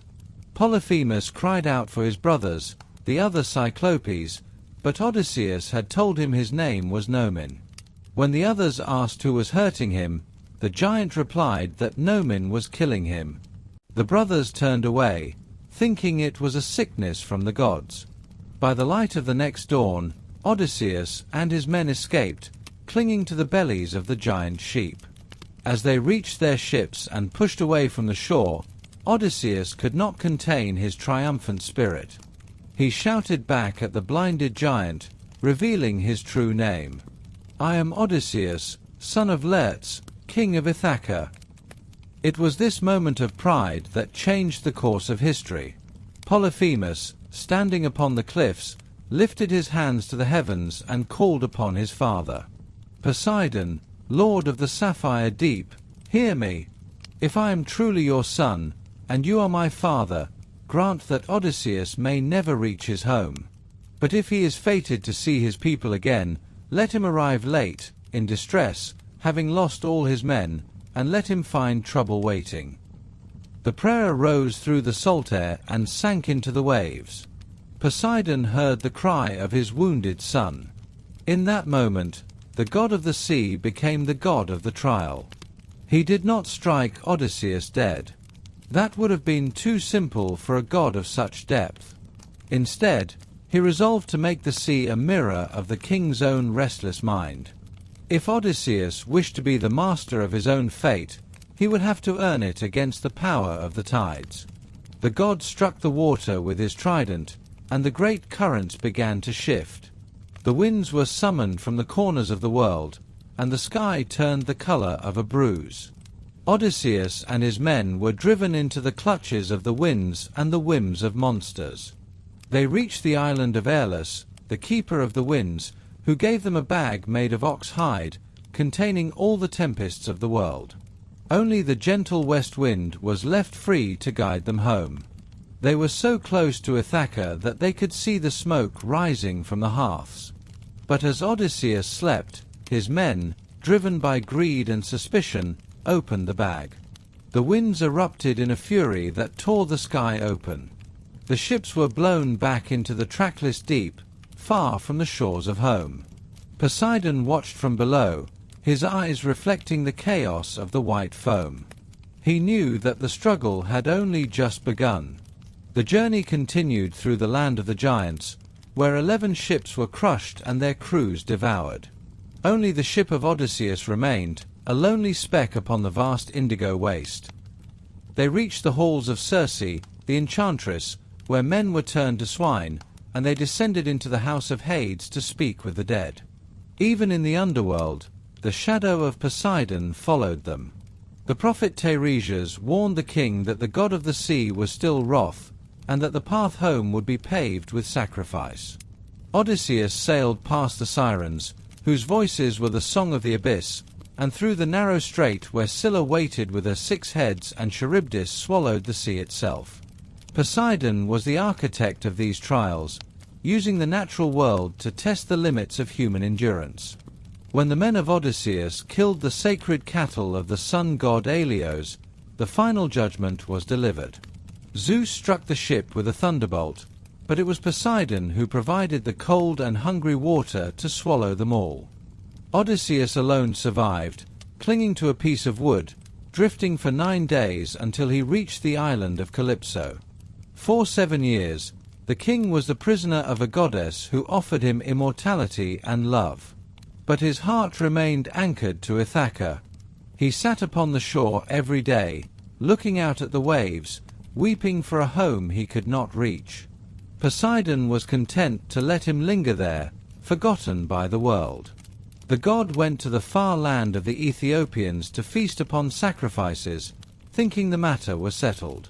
But Athena, the goddess of wisdom, took pity on the wanderer. She spoke to Zeus, reminding him of the man's devotion. While Poseidon was away, the gods decreed that Odysseus should be allowed to return. He built a raft and set out once more, but as he approached the land of the Phaeacians, Poseidon returned from his travels. He saw the raft upon the water, and his anger flared like a storm. "The gods have changed their minds," he said, "but I am still the master here." He gathered the clouds and stirred the sea with his trident. The waves rose like mountains, crashing down upon the mortal and his fragile wood. Odysseus was pulled into the dark embrace of the deep, his lungs burning, his strength failing. But he was saved by the veil of Ino, a sea nymph who gave him the power to swim through the chaos. For 2 days and nights, he struggled against the currents, his skin flayed by the salt and the rocks. At last, he reached the shore, naked and broken, but alive. The people of Phaeacia were children of the sea, and they honored Poseidon with every breath. They saw the suffering of the king and offered him a ship to take him home. Poseidon watched as the swift vessel carried Odysseus toward Ithaca. He saw the man reach the shore of his beloved island, where he fell upon the earth and kissed the soil. The god's vengeance had been long and terrible, but he knew that even a god must honor the laws of fate. He turned his anger upon the ship that had carried the king, turning it to stone as it entered the harbor of Phaeacia. It was a final sign of his power, a mountain of rock rising from the waves to remind all who lived that the sea does not forget. Odysseus returned to his palace, cleansed the house of the suitors, and took his place as king. But the trial of the sea was not entirely finished. Teiresias had told him that he must perform one final task to appease the lord of the deep. He had to take a well-planed oar upon his shoulder and walk inland, far from the sound of the surf. He had to walk until he reached a people who knew nothing of the sea, who did not salt their food and had never seen a ship. When a traveler met him and asked why he carried a winnowing fan upon his shoulder, that would be the sign. There, in that silent land, he would plant the oar in the earth and sacrifice a bull, a ram, and a boar to Poseidon. Odysseus did exactly as the prophet commanded. He walked into the heart of the hills, carrying the symbol of the sea into the world of dust. When the sign was given, he performed the rites, honoring the god who had been his shadow for 20 years. In that moment, the long war between the man of many ways and the god of the sea reached its end.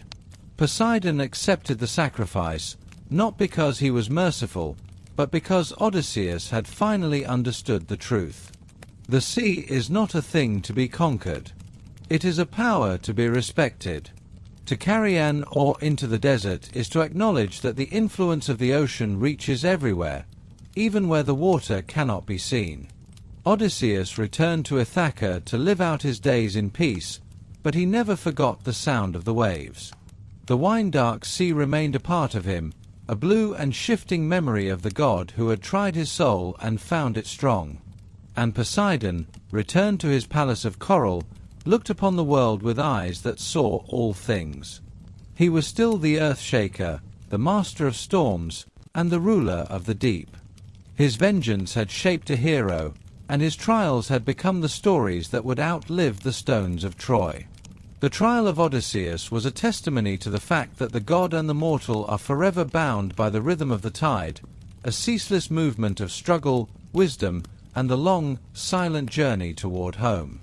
Beyond the shores of the known world and past the pillars of stone that guard the great ocean, there lies a story of a kingdom lost to time. It is the tale of Atlantis, the crown jewel of the sea. In the ages when the gods still walked among men and the earth was young, Poseidon sought a place to call his own. He looked upon the vast stretches of the land and the endless reach of the tides. He desired a realm that would bridge the two, a place where his power would be manifest in every stone and every wave. He found this place in the heart of the great Western Ocean, a land of beauty and grace where the air smelled of salt and flowers. At the center of this land lived a woman named Cleito.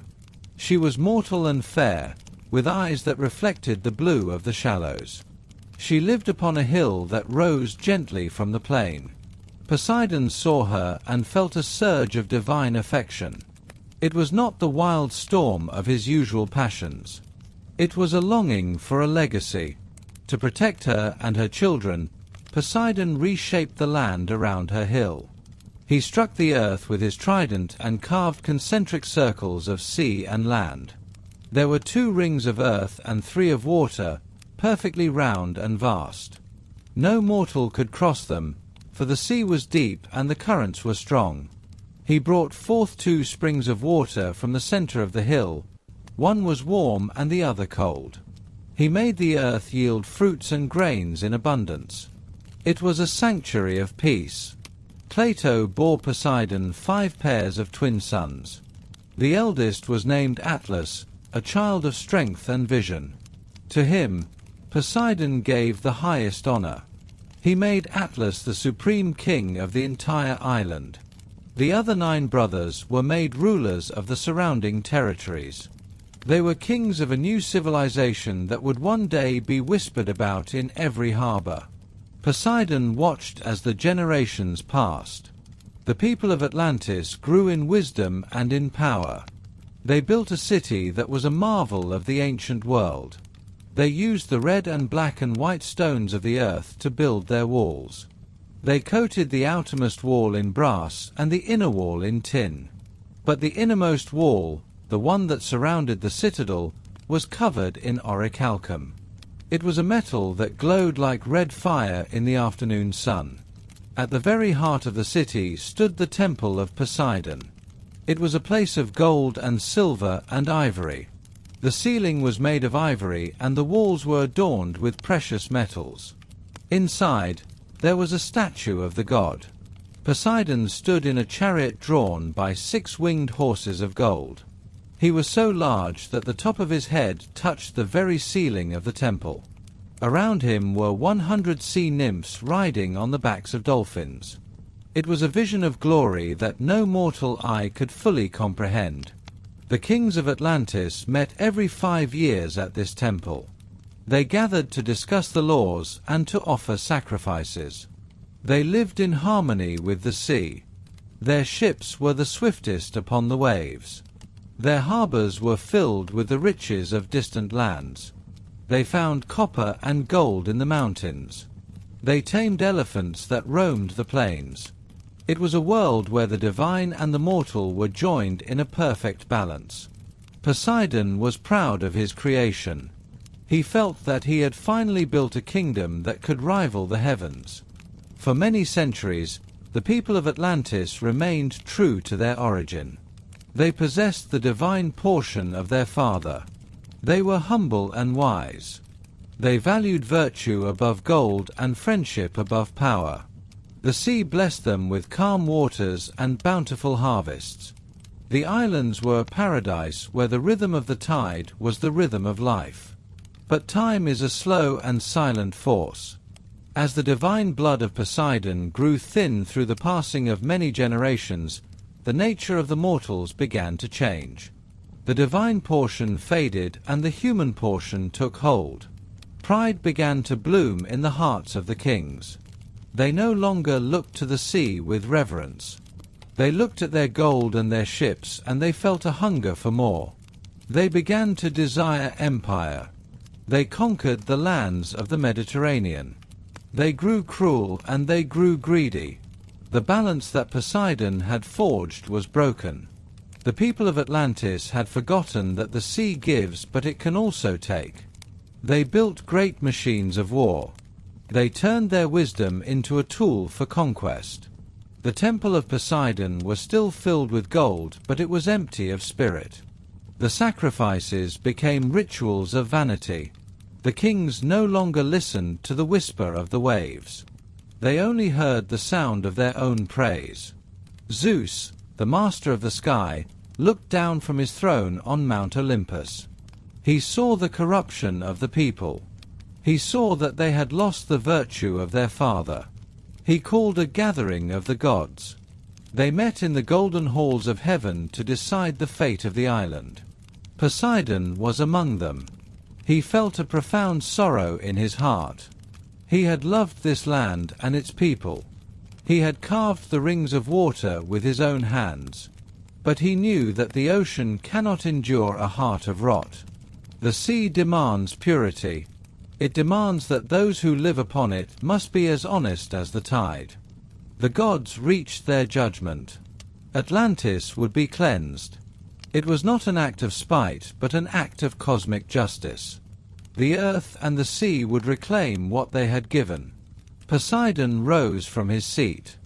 He did not speak. He only looked toward the western horizon where the sun was setting. He descended into the deep.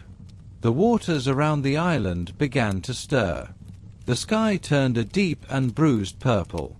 The birds fled the shore. The animals in the forests grew silent.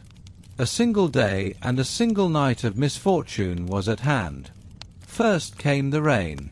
It was not a gentle shower. It was a deluge that drowned the fields in moments. Then came the shaking of the earth. Poseidon struck the foundation of the island with his trident. The concentric rings of water began to rise. They did not break against the walls. They surged over them. The brass and the tin and the gold were swallowed by the foam. The people cried out to their god, but the sea was deaf to their pleas. The very earth that had borne them began to sink. The mountains crumbled into the abyss. The temple of Poseidon, with its ivory ceiling and golden horses, was pulled down into the dark. The orichalcum glowed for a final moment beneath the surface before the light was extinguished. By the time the sun rose on the next day, the ocean was smooth and silent. There was no trace of the land that had been. The island had disappeared into the depths. Only a vast expanse of mud and shoals remained, making the western sea impossible to navigate for many ages. Atlantis was gone. It had returned to the mind of the ocean. Poseidon returned to his palace of coral and pearl. He sat upon his throne and listened to the silence. The legacy he had sought to build was lost, but the memory of it would remain.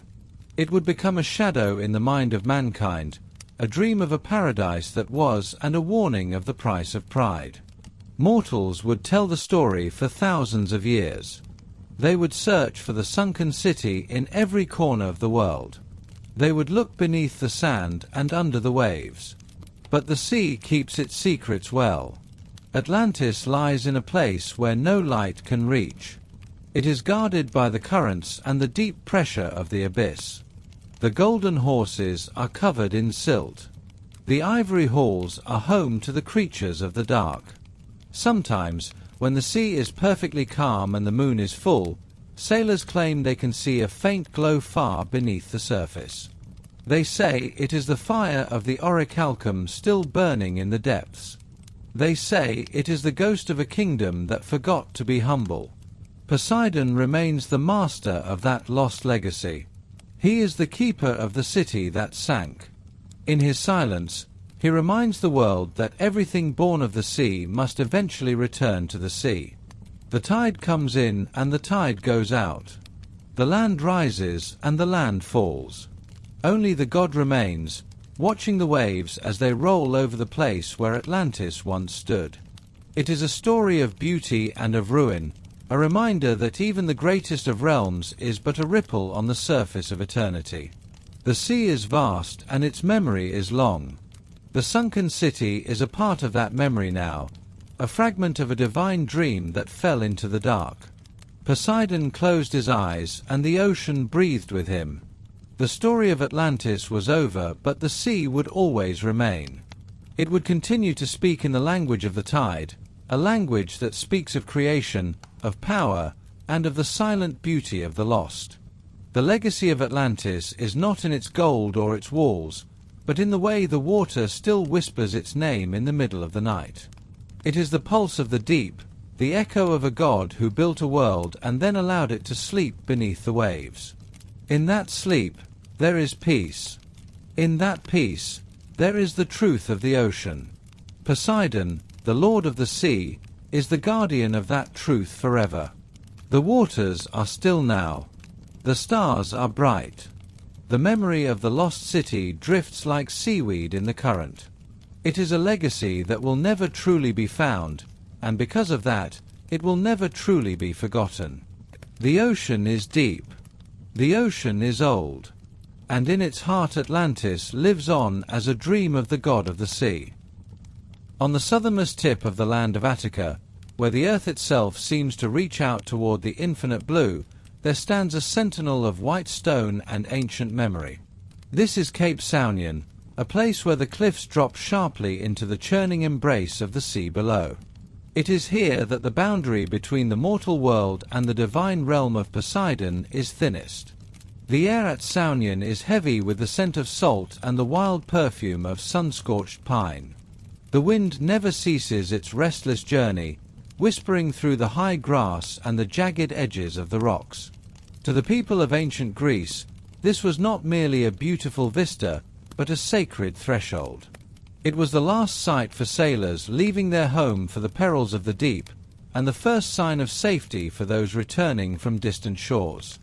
Upon this dramatic height, the people of Athens built a sanctuary that would rival the heavens. The Temple of Poseidon at Cape Saunion remains one of the most profound expressions of human devotion ever carved from the mountainside. Constructed during the golden age of the city, it was a temple of gleaming white marble, its columns rising like prayers made visible against the shifting azure sky. When the sun reaches its zenith, the stone glows with a brilliance that can be seen for many miles across the open water. To a mariner lost in the vast expanse of the Aegean, the sight of those columns was a promise of mercy from the god of the storm child. It was a beacon that said, "You are under his watchful gaze." The history of Saunion is woven with the threads of both worship and tragic myth. It was from these very cliffs that King Aegeus watched the horizon for the return of his son Theseus. He waited with a heart heavy with dread, searching for the white sails that would signal his son had survived the labyrinth of Crete.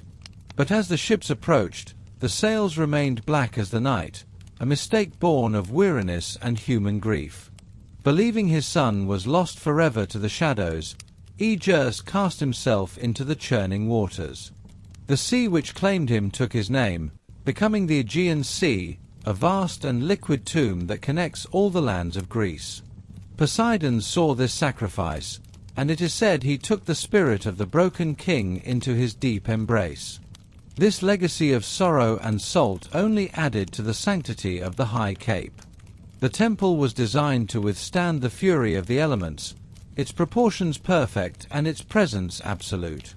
The architects of Athens knew that to honor the god of earthquakes, one must build with both strength and grace. The columns were slender, yet they stood firm against the howling gales that battered the coast. They were spaced to allow the light and the air to flow through the sacred space, reminding all who entered that the god of the sea is a god of constant motion. Inside the sanctuary, the air was cool and filled with the sound of the distant surf. The priests of Poseidon tended to the altars with a quiet reverence, performing rituals that timed the movements of the tides and the seasons. They understood that the god of the sea demanded more than just the blood of bulls or the smoke of fine incense.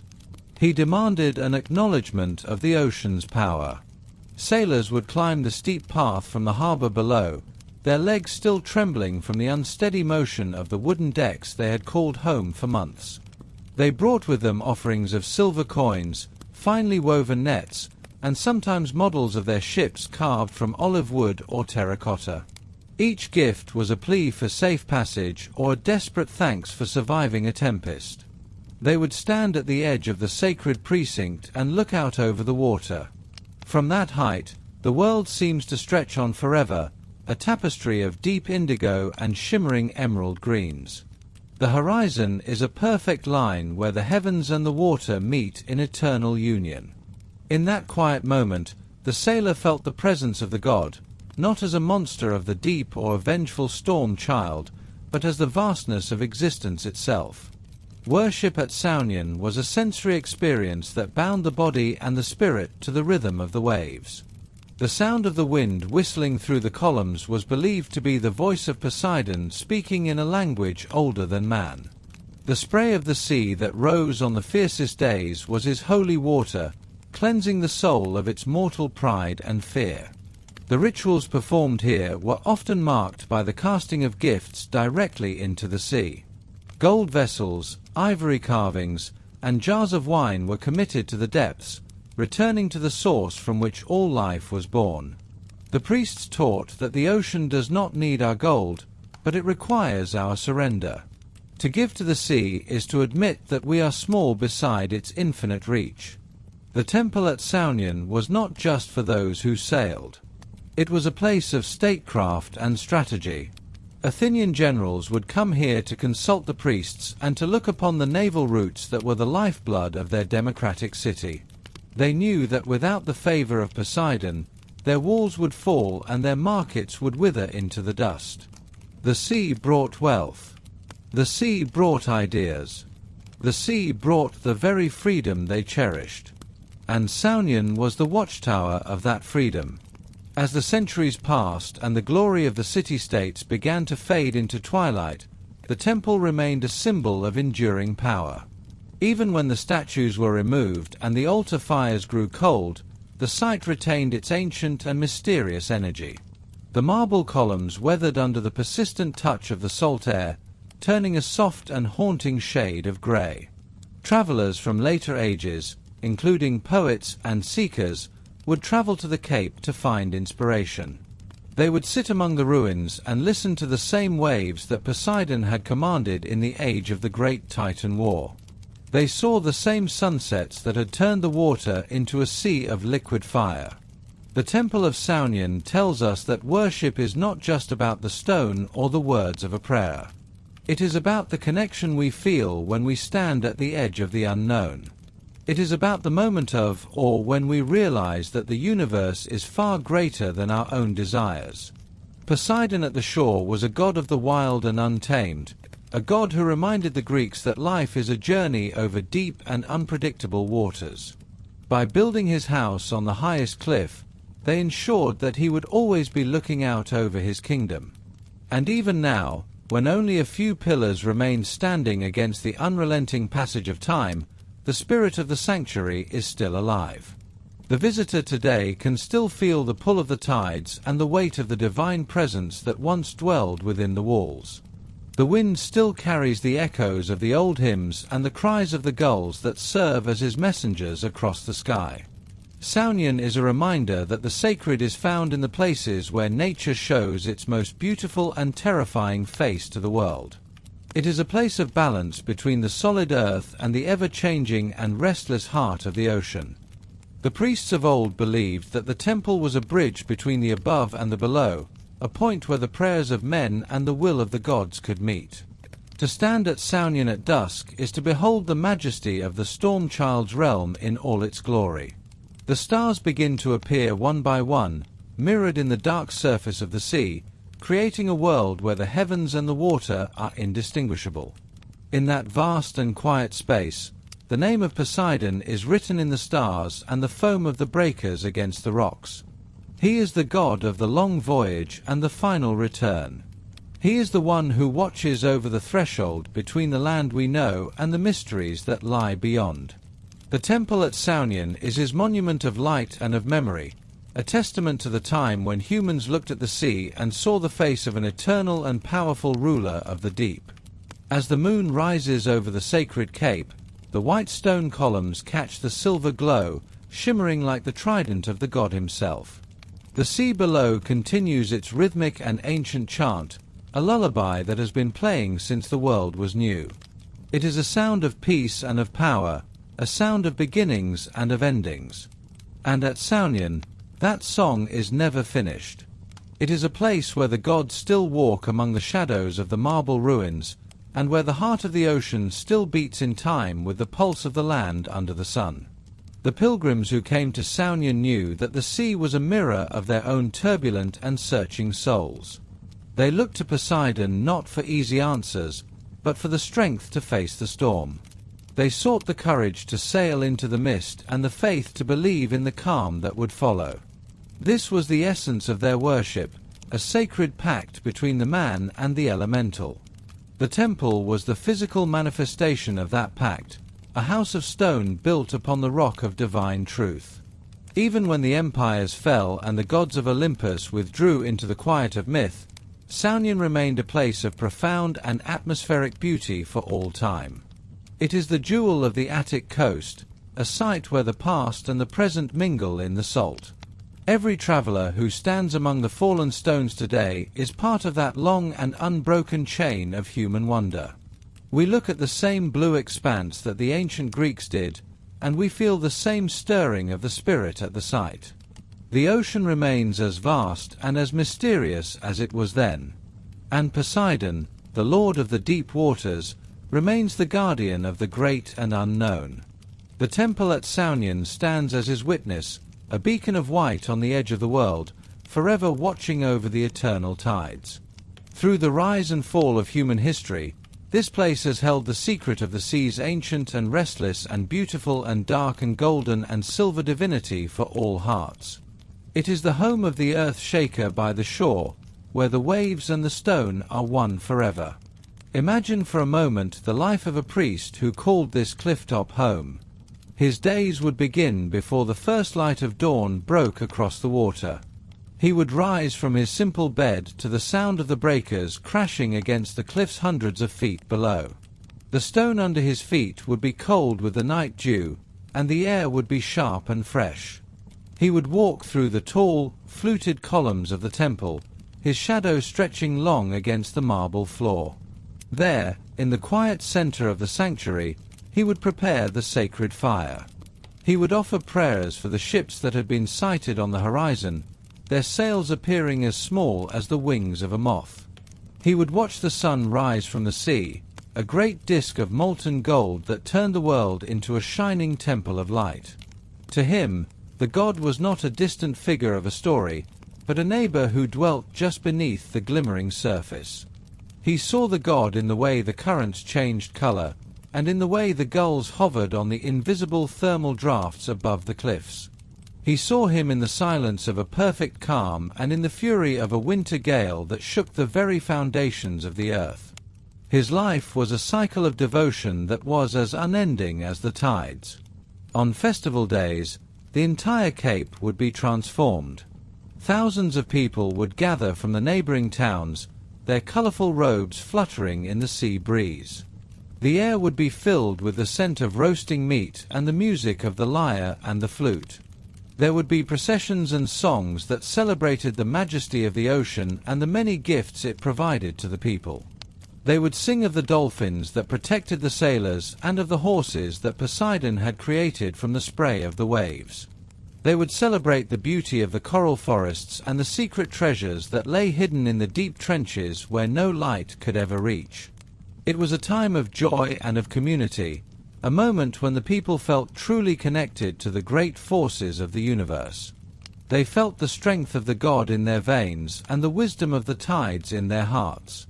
Saunian was a place of hope, where the fears of the mortal world could be offered up to the Lord of the Sea. When the festival ended and the crowds departed, the temple would return to its natural state of quiet and of grandeur. The priest would be left alone with his god and with the sea.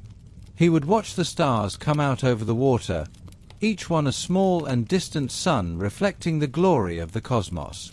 He would feel the cool wind of the night and the peace that comes from serving a power that is eternal.